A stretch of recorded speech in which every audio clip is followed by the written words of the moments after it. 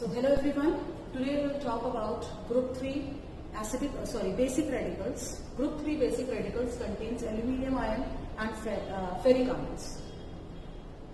The group reagent for group 3 is ammonium hydroxide in presence of ammonium chloride, again due to common ion effect.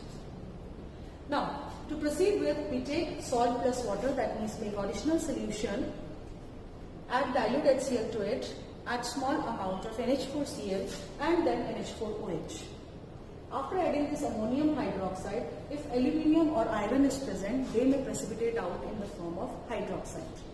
So if suppose aluminium is present in the salt, we may get gelatinous white precipitate that is floating.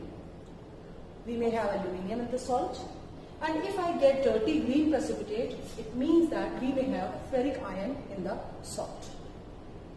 Now for the confirmatory, for aluminium we add blue litmus solution to the same precipitate. We get a floating blue lake that confirms the presence of aluminium ion in the given salt. And if we have this dirty green precipitate, we proceed for the confirmation of ferric ions.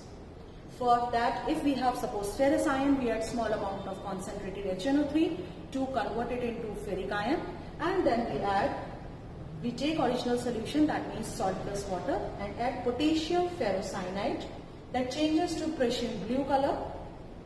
And another test is take original solution adding potassium thiocyanate that changes to blood red color. So that confirms the presence of ferric ion in the given salt. So here we'll proceed by taking both the salts together, that means aluminium ion and iron ions. So here I'm having. So we'll see how this will occur. So I am taking 2 test tube and add small amount of aluminium in one test tube and iron in another test tube, and make original solution by adding water to it and mix it well. Okay. After mixing with water, we get this as the original solution. Okay, I'll transfer this in another test tube, small amount of this aluminium as it goes more than half. So I have this iron and aluminium. After adding dilute HCl, I'll be having this as the salt. Now I add small amount of NH4Cl in both the solutions and mix both the test tubes so that the solution get mixed with this solid NH4Cl.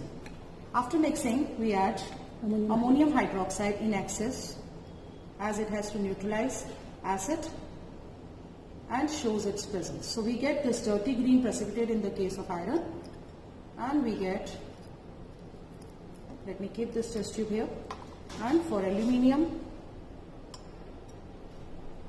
need to add this in excess, and aluminium we can see some white gelatinous precipitate that floats on the test tube, on the upper part of the solution. Okay, that is gelatinous white precipitate for aluminium. Now for confirmatory, I'll again transfer small amount of this aluminium precipitate, that is aluminium hydroxide, as it is in gelatinous form, so might be sometimes less amount of it is visible. The precipitate is not visible clearly. I'm taking this blue litmus solution and add this to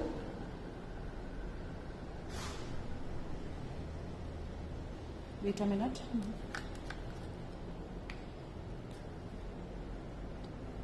Small amount, a drop or two to this precipitate, and this basically this precipitate, that is floating precipitate in aluminium ion, takes the color of this blue litmus, and we are having blue lake precipitate.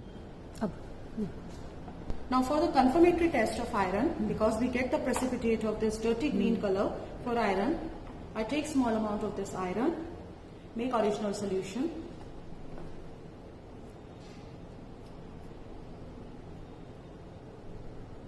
now add a drop of concentrated HNO3